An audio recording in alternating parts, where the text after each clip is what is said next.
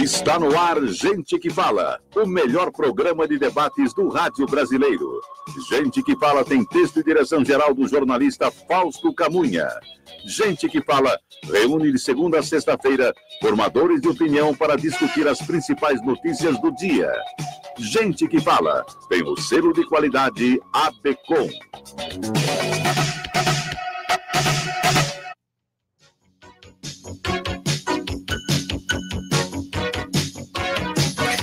Olá, ouvinte do programa Gente que Fala, muito boa tarde, seja bem-vindo. Eu sou Mauro Friesman, nós estamos no ar na Rádio Trianon AM 740 de São Paulo e também Rádio Universal AM 810 de Santos. Você nos assiste pelas redes sociais, no Instagram, @programa Gente que Fala e no facebook.com/programa Gente que Fala. Curta as nossas páginas, acesse o nosso blog, é o gentequefala.com.br. Nós queremos a sua participação, fazendo perguntas aos nossos convidados, pelos telefones 3289-3580 e 5052-5555. Eu apresento agora os participantes de hoje, desta edição do programa Gente que Fala. Aqui à minha esquerda, para você que nos assiste pelas imagens das redes sociais, o cirurgião plástico Dr. Cláudio Roncati, ele é um dos fundadores da Sociedade Brasileira de Laser. Seja bem-vindo mais uma vez ao Gente que Fala, doutor. Eu que te agradeço, Mauro, o convite, é uma honra para mim estar aqui novamente. Também aqui à minha esquerda, o psicólogo Bruno Carletti. Seja bem-vindo, Bruno. Obrigado, Mauro. Queria agradecer aqui a oportunidade de estar participando aqui do programa da Rádio Trianon. Estou muito feliz. Aqui à minha direita, a doutora Miriam Moreira, ela é superintendente de relacionamento com o cliente da Home Doctor. Doutora Miriam, seja bem-vinda. Obrigada, Mauro, bom dia a todos e mais uma vez obrigada pelo convite. E fechando aqui a nossa bancada, o médico angiologista, também cirurgião vascular, doutor Dácio Prota, da Circula. É isso? Circulação. Circulação Clínica de Condicionamento Físico. Circulação Clínica... É circulação, né? Circulação. É uma brincadeira com circulação. Então, Circulação Clínica de Condicionamento Físico. Seja bem-vindo, doutor Dácio. Prazer estar aqui mais uma vez e à disposição de qualquer dúvida. Vamos ao nosso primeiro tema. Recentemente tem se demonstrado uma importante relação entre a intensidade de exercícios físicos e a resposta imunológica. A prática de exercícios aumenta a qualidade de vida e proporciona mais saúde. Assim, se houver o equilíbrio entre trabalho e atividade física e um mínimo de preocupação com a saúde, os riscos de problemas vasculares e mesmo de doenças crônicas degenerativas pode ser afastado. Doutor Dácio Prota, o que tem de novidade nessa relação atividade física e doenças vasculares? O afastamento de doenças degenerativas, por exemplo? Degenerativas, de um modo geral, algumas coisas que a gente suspeitava e a gente via na prática, hoje em dia se comprovam, né? Inclusive com estudos laboratoriais. Um deles é a melhora da resposta imunológica, né? A doenças degenerativas, doenças autoimunes, inclusive. A única coisa que é muito importante frisar é que a frequência, não só a intensidade, mas a frequência de atividade física é muito importante. O organismo, ele depende de uma certa frequência para mudar o seu metabolismo. Se você faz uma atividade física eventual, o organismo entende que isso é uma coisa excepcional. Então, praticamente as mudanças não ocorrem. Uma vez que você faça isso com uma certa frequência, que varia, dependendo da pessoa, de 4 a 5 vezes por semana, ou até todos os dias, é que o organismo entende que esse metabolismo está se modificando. E ele se readapta a essa nova solicitação. Se você tem mecanismos de defesa que estão deprimidos, por exemplo, e você aumenta a intensidade de exercício, essas substâncias que são fabricadas para a proteção do nosso organismo, elas se aumenta a produção, desde que você tenha uma frequência maior de atividade física. Tanto faz o tipo de atividade física? De uma geral, nós estamos falando aqui mais de atividade aeróbica, mas não só atividade aeróbica. Atividade aeróbica, para quem está escutando, são as atividades de longa duração, aquelas que você faz independente da intensidade, mas mais preocupado com o tempo. É a caminhada. Caminhada, dançar, nadar, pedalar, alguma coisa assim que você faça com frequência. Tá? E de pelo menos 20 a 30 minutos. E esses 20 a 30 minutos existem algumas explicações que mostram que na fase inicial você consome mais carboidrato e depois disso você começa a consumir gorduras e proteínas.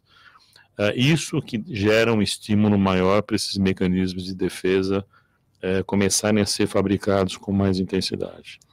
Agora, não é só o tempo que a gente tem que levar em consideração, mas também a frequência cardíaca, cada um na sua faixa etária, não excedendo o seu limite, porque senão você vai se esgoelar na atividade e não vai resolver nada. Não, até porque se você começa, se a pessoa não está habituada, ela começa uma intensidade muito grande, ela acaba se cansando num período pequeno de tempo. Se você começar a correr uma intensidade muito alta, 10 minutos, você já tem que parar porque está cansado.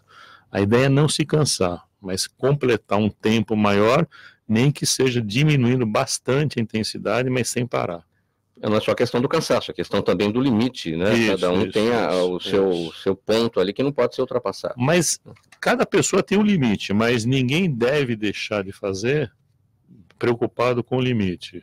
Você, mesmo que a pessoa tenha algum tipo de deficiência física que não consiga, por exemplo, caminhar, ela pode pedalar com a mão. Existem bicicletas que você pedala com a mão para pessoas que não caminham, né? Mas um mínimo de exercício. Não conseguir fazer andando, pode fazer dentro da água, mas alguma coisa tem que ser feita e com frequência. Dr. Cláudio Roncati, que associação a gente pode fazer entre essa questão da atividade física e doenças vasculares com a cirurgia plástica? A associação é muito grande, não é? Eu até queria aproveitar aqui e perguntar para o Dácio, você veja, quanto mais exercício você fizer, e ele falou muito bem, tem que ser uma coisa constante. Não adianta o sujeito fazer 4 horas uma vez por semana, ele tem que fazer uma coisa constante dentro da limitação de cada um, e claro que isso melhorando a vascularização, a circulação, a microcirculação inclusive, nós teremos melhores cicatrizações, teremos melhores resultados, melhores pós-operatórios, né? Em todas as cirurgias, inclusive na plástica. Agora, eu queria, se o Mauro me permite, perguntar com relação às endorfinas. Aumenta a liberação, de fato? Elas realmente são benéficas para o sistema cardiocirculatório? São. Alguns estudos mostram o seguinte: as pessoas que estão inativas e começam a fazer, essa liberação de endorfina, ela é um pouco mais intensa no começo. As pessoas que já fazem com uma certa regularidade, depois de algum tempo de treinamento, elas não são liberadas com tanta intensidade. Provavelmente esse organismo já está mais bem adaptado e não necessita tanto dessas endorfinas. Mantém um limiar. Exatamente. De qualquer maneira. Um pouco mais alto, né? Um pouco mais. Não, sem dúvida, sem dúvida nenhuma. Tá? Já há uma comprovação disso para o sistema cardiovascular. Isso. Ok, obrigado, Nácio. Bruno, que associação a gente consegue fazer com a sua área, a psicologia, essa questão da atividade física? Então, Mauro, a atividade física é muito importante para a qualidade de vida da pessoa, né? Ela também é vista como uma ruptura daquele padrão que cada um lida o dia inteiro, para poder ali ter um momento ali de um autocuidado, de se superar, de fazer um exercício que muitas vezes tem uma questão lúdica, né? E é importante que até para a frequência, como o doutor estava comentando, né? A pessoa procure uma atividade física que gere para ela uma satisfação, que gere para ela uma identificação, que possa ser uma atividade física também com caráter lúdico, para que ela consiga manter uma frequência, para que ela consiga ir se satisfazendo e conhecendo, né? Tem exercícios e atividades físicas que funcionam para algumas pessoas e não tão para outras, e aí cabe o processo de subjetivação da pessoa, ver o que para ela vai funcionar. Eu já trabalhei num projeto que trabalhava com remo para crianças com deficiência, um projeto que fica na Raia Olímpica da USP, um projeto da doutora Patrícia Moreno, que é do IoT, do Instituto de Ortopedia e Traumatologia da USP, e a gente via como a prática da atividade física do remo para crianças e adolescentes com deficiência elevava a qualidade de vida na medida em que ela trabalhava tanto a questão ali do corpo, de estar na água, quanto a questão ali de superar os limites, quanto a questão ali de poder extravasar e viver momentos de potência, né? Que o esporte passa através dessa questão da superação, de conhecer os limites e até de talvez passar desses limites em algum momento. Doutora Miriam Moreira, e a atividade física, você é alergista também, né? E a atividade física no combate às alergias, especialmente nas crianças, você também é médica pediatra. No geral, a gente identifica, principalmente nos pacientes com alergias respiratórias, uma evolução muito positiva quando eles passam a fazer alguma atividade física. É lógico que, às vezes, você tem uma situação específica que a alergia daquele paciente é associada à atividade física. Então, tem paciente que não consegue nadar porque ainda se tem algumas piscinas que usam o cloro e isso acaba dando uma alteração na parte da rinite e piorando. Mas, no geral, principalmente relacionando à alergia respiratória, seja a rinite, seja a asma, os pacientes acabam tendo crises quando tem menores e menos graves. Muito se ouve falar a respeito do home care, sobre quem pode receber tal atendimento e se os planos de saúde devem ou não custeá-lo. Trata-se de uma atenção domiciliar, por exemplo, a continuidade do tratamento hospitalar que passa a ser realizado na residência do paciente. Afinal, quais são as vantagens do home care, como funciona, quais os profissionais que atuam diretamente nisso com o paciente? Esse é o assunto para você, né, doutora Miriam? Primeiramente, quais são os tipos de atenção domiciliar? Eu falei aqui em atenção domiciliar, por exemplo, a continuidade de um tratamento hospitalar, mas existem outras possibilidades aí também, né? Sim, a atenção domiciliar, ela abrange, o termo abrange todo tipo de serviço de saúde que for feito no domicílio do paciente.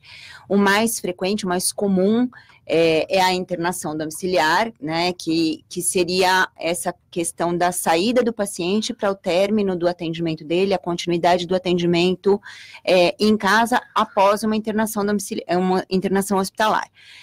A gente pode ter algumas situações bem mais simples, que também são dentro da atenção domiciliar, que a gente chama de atendimento domiciliar. Então, um paciente, por exemplo, que tenha a necessidade de um curativo, pode até ser um pós-operatório, ou nem isso, é um paciente com uma doença vascular, que tem uma ferida, por exemplo, e que precisa de um curativo complexo. Você pode evitar a hospitalização desse paciente, iniciando o atendimento, esse curativo no domicílio, com profissionais especializados nisso, e evitando, assim, a internação dele. Então, nem sempre ela é uma saída do hospital. Às vezes, a atenção domiciliar entra justamente para evitar a hospitalização. Quais são os profissionais que atuam nisso? É claro, é conforme cada caso, né? É conforme cada caso. A gente vai vendo o início do atendimento, o mais frequente, como eu falei, como é pós a hospitalização, ele é gerado a partir de uma solicitação do médico que cuidava do paciente. Então, esse médico que cuida desse paciente dentro da hospitalização, ele faz uma solicitação. A partir daí, ele já coloca quais seriam os profissionais que ele entende serem necessários para aquele paciente. Sempre a empresa que vai fazer o atendimento domiciliar vai fazer uma avaliação e verificar se são esses mesmos os profissionais necessários e suficientes para aquele caso.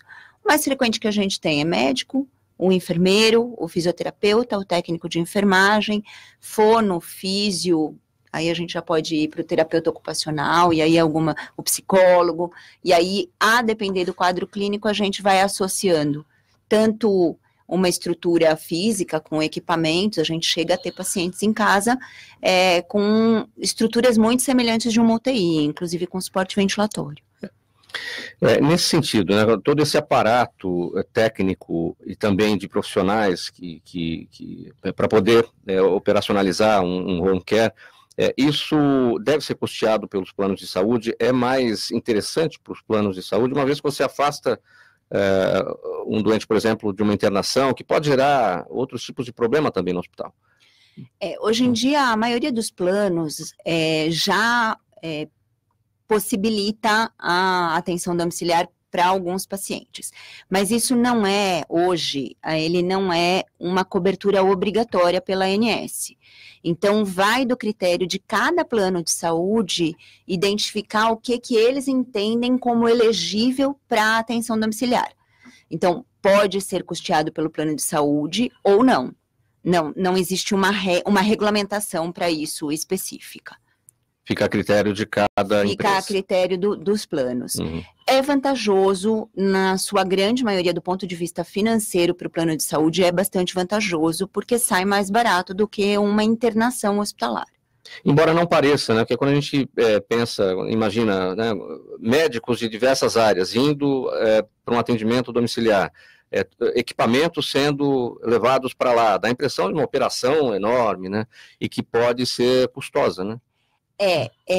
A grande diferença é que você não tem o serviço de hotelaria que num hospital ele tem, e existe um custo para isso. Então, quando o hospital cobra do convênio, vamos colocar assim, a diária hospitalar, nela está embutida todos esses serviços que a gente falou, né? E a hotelaria. E na residência do paciente, essa parte da hotelaria já não está no custo. Além disso, nos hospitais a gente acaba tendo, até por conta da questão da infecção hospitalar, alguns protocolos que oneram um pouco esse dia a dia do hospital. E em casa, você afasta totalmente o risco da infecção hospitalar. Então, você consegue ter protocolos um pouco mais flexíveis com relação a custo, inclusive. Afasta completamente a infecção hospitalar, o ambiente num primeiro momento, você ainda traz o risco daquele paciente que está saindo do hospital. Mas ele passa a ter o mesmo risco que qualquer um de nós. Depois de 7 a 10 dias que ele está em casa, o risco que ele passa a ter de infecção é o mesmo de qualquer um de nós. É de infecção comunitária. Doutor Dácio, tem muitos casos na sua área de pessoas atendidas em casa? A gente usa bastante e eu sou testemunha, assim, eu estou formado há 40 anos, então eu percebi bastante a evolução do home care. Ela melhorou muito. Não tem nada a ver com o home care que existia antigamente, e tem muita gente que pensa ainda que o home care seria uma forma de descartar o paciente do hospital. Não é isso. Essa coisa da infecção hospitalar é muito importante. A chance de ter uma infecção hospitalar é muito maior no hospital, não em casa, sem dúvida nenhuma. Os pacientes que eu tenho, pacientes que têm lesão crônica, eles melhoram muito em casa. Eu sou testemunha disso. E cada vez que eu vou visitar algum paciente, eu me surpreendo com a qualidade. Eu não sei nem quantos tipos de empresas fazem isso em São Paulo, mas assim, cada vez melhor eu vejo, e vejo resultado prático com relação a isso. A gente consegue se comunicar com facilidade com as pessoas que tomam conta desse paciente. Então, assim, o tratamento evolui muito bem. Eu sou super favorável e eu acho que os planos de saúde seriam obrigados a custear isso, sem dúvida nenhuma. O que se observa muito hoje, nesse atendimento domiciliar, é a questão do cuidado paliativo, aquele paciente que vai para casa já numa situação terminal e para garantir uma dignidade naquele tratamento, ou aquele final de vida da pessoa em si, né? Não, isso é uma outra coisa, né? Mas eu digo assim, pacientes que teriam que ficar internados no hospital, né? Para um tratamento mais prolongado. Sim. Às vezes, a família reluta um pouco em aceitar, e ela precisa ver exatamente como funciona isso. Porque acha que em casa não vai dar o resultado. Não vai dar resultado. Então, eles acham, por exemplo, que a alimentação não vai ser igual. Não, dá para fazer até melhor do que no hospital, sem dúvida nenhuma. Sua avaliação, doutor Cláudio, na sua área sim também, né? Muita gente em casa sendo tratada. Não tenha dúvida. Para você ter uma ideia, nós fazemos home care por conta própria há muito tempo. Porque nós, cirurgiões plásticos, temos verdadeiro pavor de hospitalização prolongada. Você imagina, claro que para uma cirurgia vascular também é um absurdo, é uma coisa horrível, uma infecção. Porém, para o cirurgião plástico é o fim. Né? Todo o teu resultado vai por água abaixo. Então, há muitos anos já faço home care. Eu, com a minha equipe, minha turma, nós vamos na casa do paciente. Quer dizer, nós preferimos dar alta 24 horas após a cirurgia e visitar o paciente em casa. com 2 dias, com 5 dias, com 10 dias, e fazendo curativos e tal, orientando a família. E eu concordo plenamente com o que disse a Miriam e o Dácio, porque é exatamente isso que vai ocorrer. Eu acho que deve haver aquele estranhamento, mas nossa, um dia só de hospital, mas não. Ficavam um montão, como é que vai para casa assim, não é? Você tem razão, mas isso já é combinado antes com o paciente, entendeu? Você vai fazer uma cirurgia relativamente grande, porém, uma cirurgia basicamente de superfície, né? Onde se roda retalhos, tudo é uma coisa realmente preocupante, mas vai para casa. Então, isso já é combinado antes. Então, no momento que você dá alta, no momento que você diz que o paciente será visitado em casa, não há esse espanto, né? Porém, nós conseguimos alimentar muito melhor o paciente, cuidar melhor. E outra coisa, existia, o Dácio deve saber, a hospitalite, aqueles pacientes que ficavam longos períodos no hospital, que você era quase que forçado a dar alta, porque o paciente não aguentava mais olhar aquele quarto, aquelas janelas, aquelas coisas, e nós como costumávamos chamar de hospitalite, não é? Então, é só benefício, o home care. Bruno, sua avaliação. O home care, né, ele é um atendimento, né, que se faz muito importante, porque ele é muito mais humanizado, né, o paciente que está sendo atendido em casa, no ambiente dele, próximo à família, próximo a um vínculo afetivo muito mais forte, né, essa questão da deshospitalização, da desinstitucionalização do paciente, né, é muito rico, né, na parte do bem-estar psíquico dele. Né?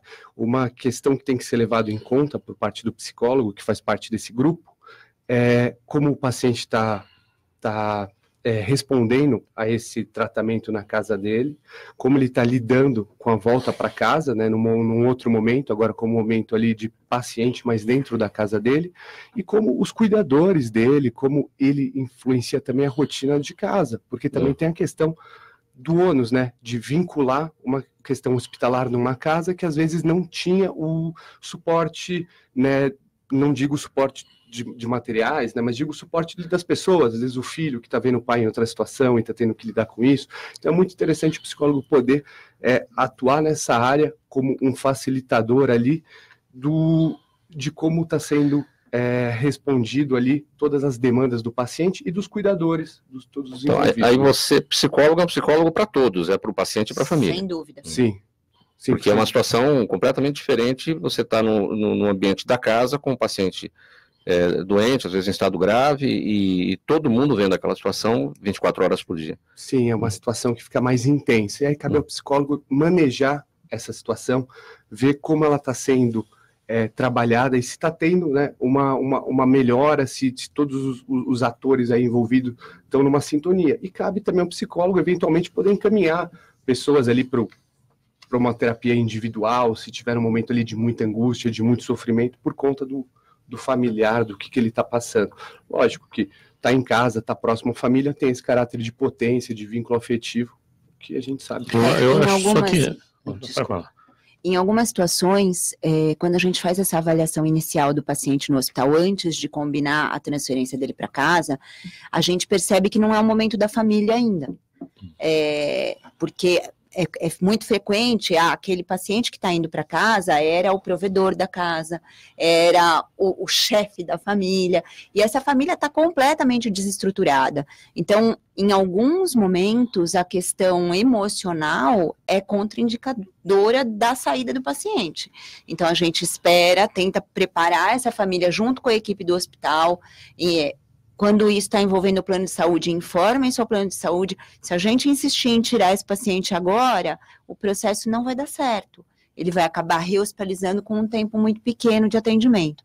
Então, é fundamental que a gente, nessa avaliação inicial, identifique todos os possíveis riscos, principalmente esses emocionais. É mais ou menos isso que eu ia falar.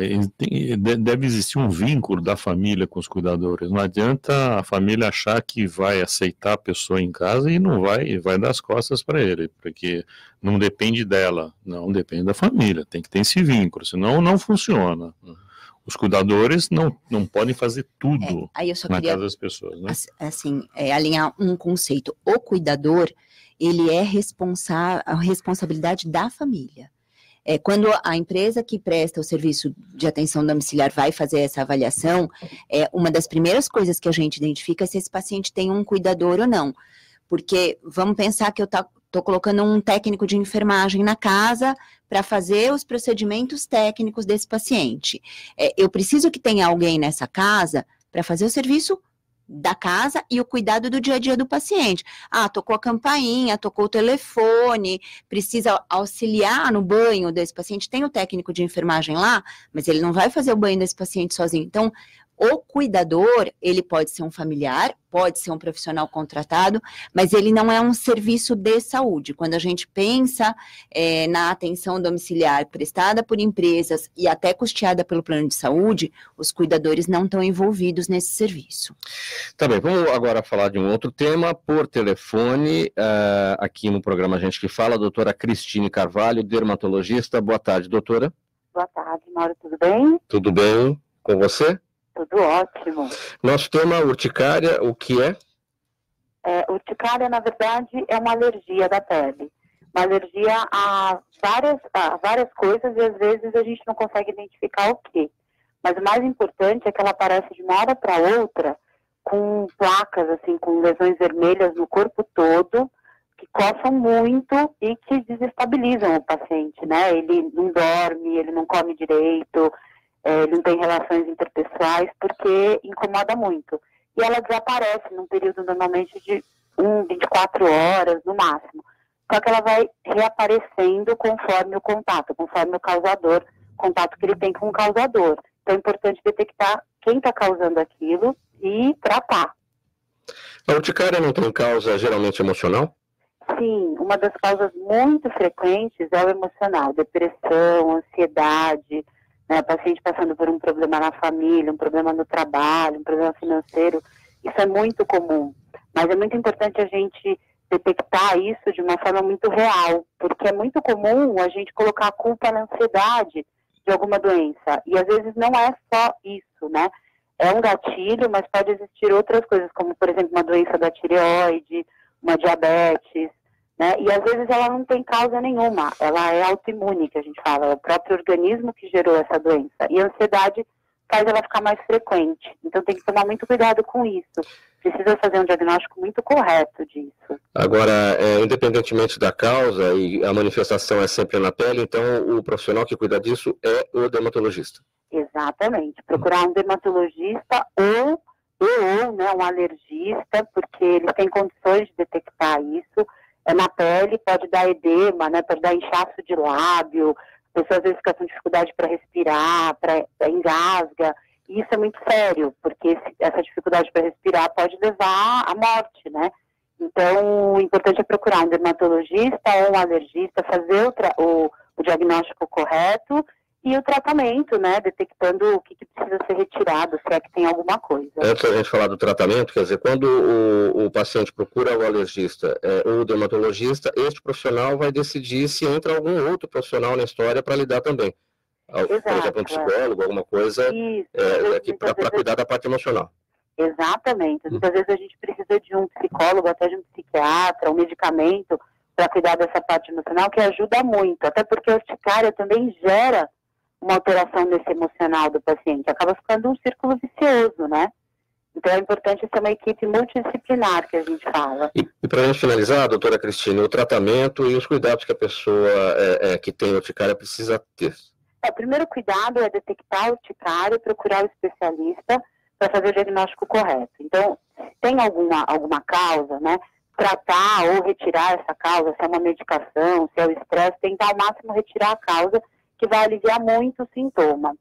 E, em segundo lugar, o especialista vai indicar o tratamento correto, se é com antialérgico, se é com imunobiológico, como fazer para esse acompanhamento, porque o ideal é que o paciente não tenha mais crise, porque cada crise é um risco na vida dele. Então tem que tomar cuidado com isso. E o principal, não melhorou, tem que continuar procurando, porque a gente tem a cura para isso hoje, a gente tem o controle da doença, então não pode deixar de lado.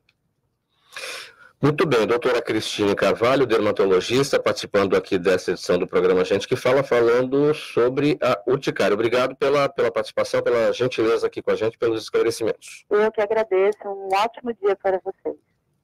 Vamos seguindo aqui com o próximo tema. A Organização Mundial da Saúde está preocupada com a nossa saúde mental.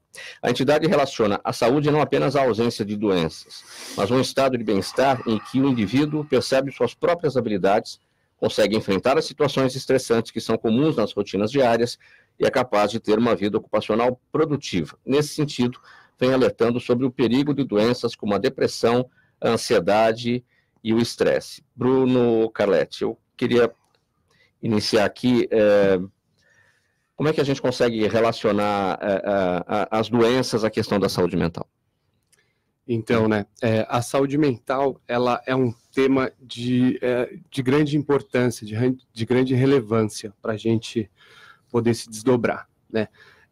O sofrimento psíquico faz parte do ser humano. Todo ser humano é inerente a um sofrimento. Sofrimento ligado à modernidade, ligado ao futuro incerto, ligado ao não domínio da natureza, ligado à finitude do corpo. Então, todo mundo passa por sofrimentos. Além desses sofrimentos, que o Freud colocava como mal-estares sociais, existem os mal-estares de cada indivíduo, né? A saúde mental seria, né, o jeito em que essas pessoas lidam com todos esses mal-estares, com todos os problemas da vida, e que, mesmo assim, continuam tendo uma vida, né, funcional, continuam tirando prazer disso, né, não deixando cair num adoecimento. A saúde mental está vinculada principalmente a isso. Sim, e como é que a Organização Mundial da Saúde trata essa questão? O que se preconiza nesse caso? Então, nesse caso, é muito importante, né, que as pessoas consigam ter um vínculo social, né, que para ele seja importante, que para ele tenha um reconhecimento. Ele tem um vínculo social e ele tem pessoas em volta ali que ele se relaciona, ele tem um trabalho que para ele é interessante, ele pratica esportes, ele não abusa de álcool e drogas de maneira, né, que atrapalha no dia a dia, né? É muito importante, nesse momento, a pessoa aumentar cada vez mais os estímulos de vida, né? É muito interessante poder ver que muitas doenças, né, e muitos sofrimentos psíquicos estão diretamente ligados com a solidão e com o sentimento de desvalia.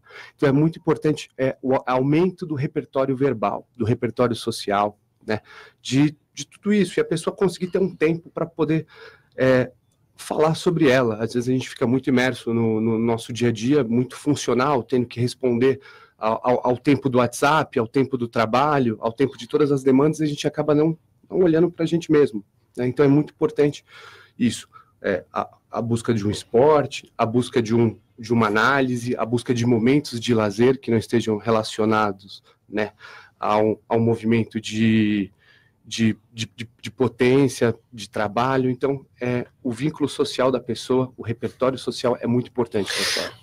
Bruno, quais são os grupos que mais sofrem dessas doenças, depressão, ansiedade e o estresse? Porque a gente pensava no idoso que se aposentou e aí já não tem muita atividade, mas hoje não, tem o profissional já maduro que recebe a pressão do dia a dia do trabalho, tem o jovem, o adolescente na escola, ou aquele que vai fazer uma prova, vestibular, está sempre sob pressão em relação a alguma coisa. Está todo mundo, então, de alguma maneira?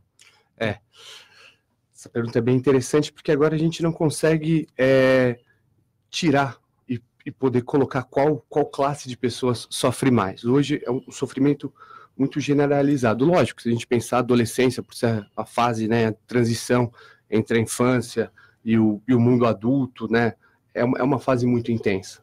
Sim, mas hoje em dia todas as fases sofrem com isso, né? A gente vive a pressão. O que vai fazer a diferença nisso é como cada pessoa consegue lidar com a pressão, todo o suporte familiar que essas pessoas têm para conseguir, né, falar sobre problemas, para conseguir nomear sentimentos, né?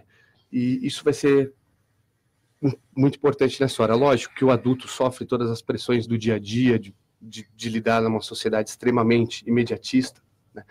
O jovem também, ele vai viver isso, ele já vive as questões do futuro, de ter que decidir o que ele vai ser, né? Estando, né, presente nessa sociedade de maneira efetiva há pouquíssimo tempo. Então, tudo isso gera angústias e cabe o tratamento para elas, né? Geralmente a gente entra em quadros de depressão, quadros de ansiedade, quadros de síndrome do pânico, quadros de patologia mais grave, quando a pessoa não vai dando voz, né, para isso que angustia ela, para isso que a faz sofrer. É muito comum a gente ter no nosso dia a dia de hoje a ideia de eu lido com os meus problemas. É uma ideia muito perigosa quando você coloca ali um caráter extremamente solitário para você lidar com questões que às vezes transcendem você, questões que têm a ver com a sua família, questões que têm a ver com as escolhas que você está fazendo, com a sociedade em si. Quando que se aplica a abordagem psicológica e por meio de terapias, enfim, e abordagem psiquiátrica, quando já vai para tratamento com medicamentos? Há um primeiro momento, quando a pessoa busca a psicoterapia, ela busca realmente se conhecer um pouco, ela busca uma autoanálise, ela busca nomear sintomas que para ela são fora de contexto, sintomas que ela não tem a ideia do porquê aparece, né? Quando esses sintomas eles estão um pouco mais cronificados, quando a gente já pode nomear um quadro de depressão, um quadro de síndrome do pânico, é importante o tratamento psiquiátrico em conjunto, para através ali da intervenção medicamentosa, a pessoa conseguir ali ter momentos mais ligados a uma plenitude, a uma calma, até para não cometer comportamentos extremamente eufóricos e impulsivos que são comuns nesses casos. Você está no programa Gente que Fala, aqui na Rádio Trianon AM 740, nós vamos para um intervalo. Na sequência, nós vamos voltar com o seguinte tema, os prós e contras da chamada cirurgia plástica combinada. 12h38, até já. Rádio Trianon AM 740. Informação, prestação de serviço, utilidade pública. Só podia ser aqui, na Rádio Trianon de São Paulo e Universal de Santos. Trianon.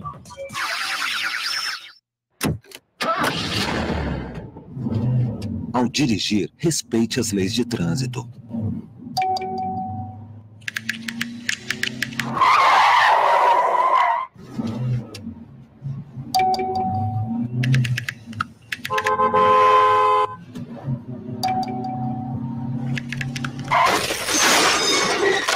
O recado é claro. Ao volante, nunca use o celular. Uma campanha da Prefeitura de São Paulo.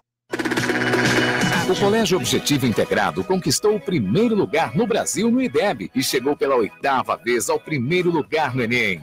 O Colégio Objetivo conquistou mais de 6.400 medalhas em Olimpíadas Científicas, incluindo o primeiro título para o Brasil de campeão na Olimpíada Internacional de Física e de campeão em programação na Copa do Mundo de Robótica Júnior.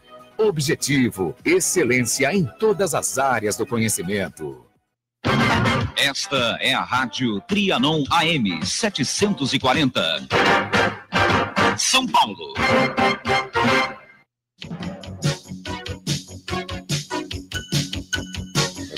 Você está na Rádio Trianon AM 740, acompanhando o programa Gente que Fala, e nós vamos tratar agora de um estudo recente que analisou riscos e benefícios da cirurgia plástica combinada. O objetivo desse estudo era principalmente saber se o tempo maior de anestesia poderia causar complicações adicionais aos pacientes. Os resultados não indicaram agravamento de riscos. Ao contrário, mostraram alguns benefícios que devem ser considerados, como um período único de recuperação, custos reduzidos e a rápida gratificação do paciente. Dr. Cláudio Roncati, vamos dissecar mais essa questão das vantagens do tempo maior de anestesia. Então, vamos dissecar, sim, né? Esse estudo, ele viu um aspecto apenas da questão, né? Claro que é mais benéfico se eu puder fazer combinado uma plástica abdominal, uma plástica mamária e uma face. Sem dúvida nenhuma. Claro que fica mais barato, muito provavelmente, né? Porém, em termos gerais, o risco aumenta. E eu tenho certeza que o Dácio concorda comigo. Aquele corpanzil, né, de 70, 80, 90 quilos, imobilizado, ele terá, primeiro, um acúmulo de radicais livres, você não tem a dúvida. Segundo, a base pulmonar, por mais que expanda com o aparelho, ela vai expandir menos do que deveria, aquela base que está diretamente colocada na maca. Terceiro, há o risco, pela imobilidade, de doenças vasculares. Acidentes tromboembólicos aumentam enormemente numa cirurgia extremamente prolongada, não é? Então, o que nós fazemos hoje, Mauro? A minha equipe, nós fazemos o seguinte: quando temos pacientes de fora, que nós avaliamos e vemos que essa necessidade de combinar cirurgias é absolutamente interessante e importante para o paciente, nós fazemos em equipe. Então, por exemplo, o meu assistente vai dissecando, vai abrindo a mama, enquanto nós fazemos a parte de face. Depois a gente sai, troca de luva, monta a mama, e o assistente termina de dar os pontos, e nós voltamos para a face. Quer dizer, em 3 horas, você consegue fazer uma face, uma mama e um abdômen. E é evidentemente que isto diminui demais o risco geral ligado à saúde do paciente. Os outros aspectos concordo perfeitamente que são muito bons, muito melhores. Quando que esse conceito dessa combinação teve início? Teve início com a própria origem da cirurgia plástica, né? Você tem pacientes que precisam até, né? Você pega, por exemplo, todos aqui. Nós gostaríamos, se fosse necessário fazer uma cirurgia, qualquer que fosse, eu vou fazer uma cirurgia vascular. Eu falo, escuta, você não me tira essas varizes, aproveita para mim. É óbvio, não é? Porque você não tem tempo para ficar 20, 30 dias afastado da sua vida, e vai causar, inclusive, um problema psicológico grave, né? Então, acredito que isso veio exatamente junto com a própria evolução da cirurgia. A evolução dos métodos cirúrgicos, a facilidade de se fazer a cirurgia com mais rapidez, com mais presteza, né? As equipes cirúrgicas, hoje você tem hospitais onde você não opera mais sozinho. Você tem que operar em 2 médicos. E 2 médicos que têm uma certa competência para poder terminar aquele processo, né? Você imagina você ter uma cólica nefrética no meio de uma cirurgia e estar sozinho. Eu falei aqui entre os benefícios considerados, a gratificação do paciente. O que é isso, a gratificação do paciente? O que é a gratificação do paciente? Ora, é ele sentir-se bem atendido. Muito obrigado mesmo? Quase isso. Quase isso. Obrigado por resolver tudo de uma maneira só. Quase isso. Por procurar soluções para os meus 3, 4, 5 problemas, né? Eu sei que o senhor se esmerou por isso. Obrigado, doutor. E eu vou te falar uma coisa. A gente, obviamente, precisamos do vil metal, precisamos do dinheiro para vivermos. Mas esse obrigado, doutor, muitas vezes é mais valioso do que o que se ganha com uma cirurgia, viu, Mauro? Não sei se o Dácio é muito agradável você poder resolver esse problema, né? E o paciente te dá um obrigado, doutor. Acho que é isso mesmo. Nós fazemos muita cirurgia combinada, a gente faz muita cirurgia vascular combinada com cirurgia plástica, inclusive, e outras especialidades, né? Ortopédica e tal. Mas precisa ser muito bem estudado. Não dá para... Às vezes, a mesma combinação não serve para 2 pessoas. Então, a pessoa ela não tem que querer fazer, ela tem que poder fazer. Exatamente. Você tem que analisar bem, não visar apenas a diminuição de custos, né? Às vezes, a diminuição de custos não é uma coisa que não se aplica, não se aplica, é perigosa.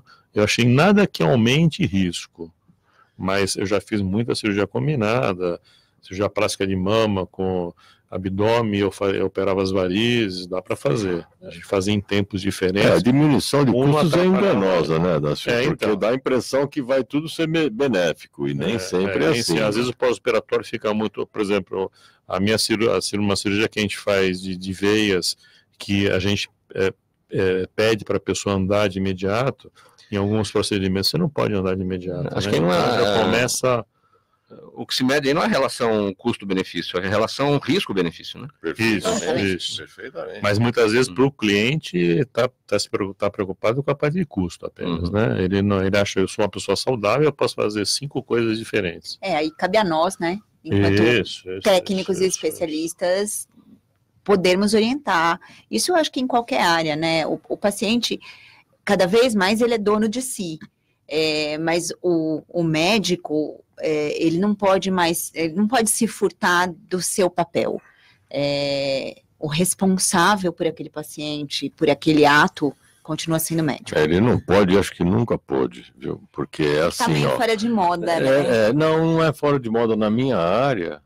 O paciente entra na sala na sala do cirurgião e diz assim, eu quero colocar 340 ml de prótese na mama. De onde ele tirou esse número, não? Sim. Quer dizer, minha amiga colocou, ficou bom.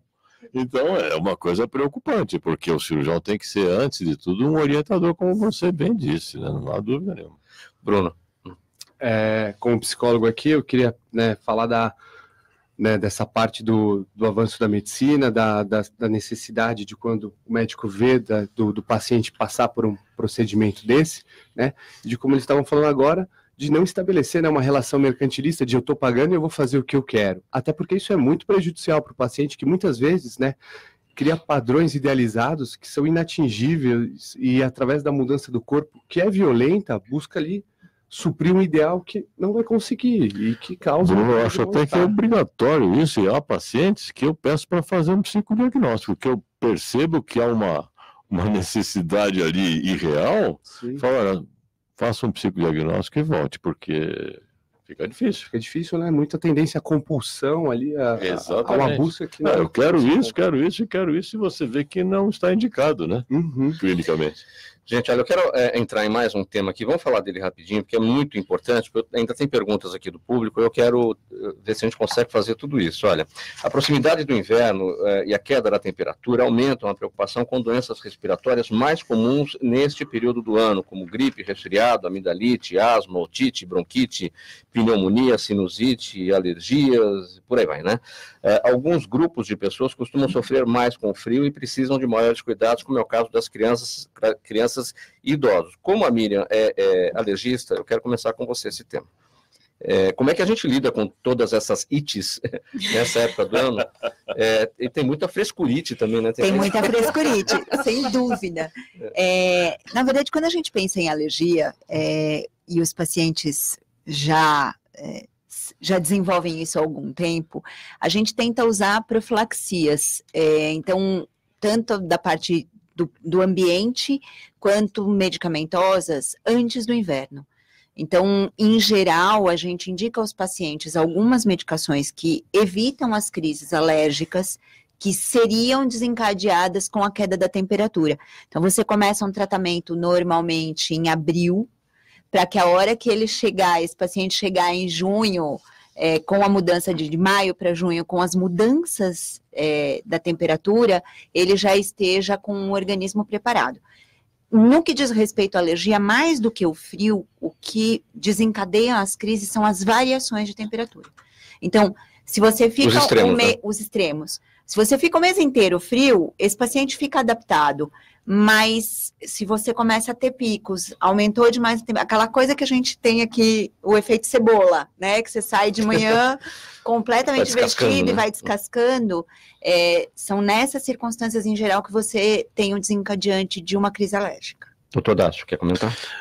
Dentro da minha área, da parte vascular, as doenças arteriais, ou seja, que levam sangue, as patologias que levam sangue às extremidades, os clientes sentem mais nessa época de frio. A gente tem um pouco de dificuldade nesses pacientes que a gente incentiva a atividade física durante o ano inteiro, eles costumam, na época de frio, quando eles necessitariam mais, a começar a se retrair. Hoje mesmo, teve um paciente meu que falou que eu encontrei com ele, você estava andando, ele falou, eu vi o senhor andando no parque essa semana, né? O senhor vai todo dia? Eu falei, fui hoje, inclusive, né? Mas o senhor anda com chuva? Eu ando com chuva, o senhor não anda com chuva? Ele falou, não, eu fico com medo de andar com chuva. Não, o senhor compra um guarda-chuva, compra uma capa e vai andar, porque agora que o senhor precisa mais. Então, assim, a gente tem que trabalhar dobrado nessa época para poder incentivá-los a manter a atividade que veio bem durante o ano inteiro e agora Parece que é um momento de férias, né? Não precisa ficar com medo achando que vai se dissolver na água, não é o caso. Exatamente. O Bruno, frio é psicológico? Tem gente que fala que eu não tô com frio, frio é psicológico, tá nevando lá fora. Às vezes, né? Às vezes não, às vezes ele é bem real, acho que até hoje cedo vindo para cá eu percebi que ele é bem real. Né? Acho que puxando, né, esse assunto para a esfera que eu entendo, né, puxando para o lado psicológico, é interessante, né, como esse momento agora de frio, de maiores gripes, né, de circulação de vacinas, disso tudo, poder ficar atento também, né, com essa população de crianças e idosos, momentos, às vezes, de doenças que não necessariamente têm um caráter biológico, né, muito comum crianças que criam, né, a doença ou elas ficam gripadas num sentido ali voltado para o emocional, né, no sentido que a insatisfação da consciência gera uma satisfação inconsciente, né? Então ali o menino doente que é mais cuidado pela mãe, ou a idosa que os filhos ali ficam mais próximos quando ela está mal, então tem todo esse sentido que às vezes a doença coloca a pessoa e submete ela numa relação que ela vira objeto do outro, que às vezes é muito satisfatória, muito gratificante, ainda mais nesse momento frio. Doutor Roncati, bem brevemente para a gente entrar nas perguntas. Bem, então, brevemente, a mudança de hábito, na minha opinião, é fundamental. O senhor faz uma plástica de mama e a paciente tem que usar um sutiã durante alguns meses, um sutiã suspensório que ela nunca usou. Você faz uma cirurgia de uma hérnia de hiato e o sujeito tem que mudar completamente a forma de alimentar-se. Então, eu não acredito em melhora de condição de saúde sem mudança de hábito. Como disse o Dácio, quer dizer, precisa caminhar. Você tem uma doença vascular arterial, né? Então, do inverno temos que mudar alguns hábitos que temos no verão. Tomar banho, eu estou com calor, eu abro a janela, vem aquele bafo gelado e você pega uma ite dessa aí e vai ter problemas para curar-se.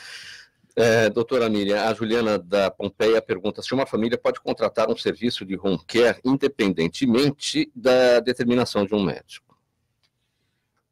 Ela até pode tentar fazer contato com alguém que faça, com alguma empresa de serviço domiciliar, mas certamente vai ter uma avaliação de um médico para definir que tipo de serviço é mais adequado para esse paciente.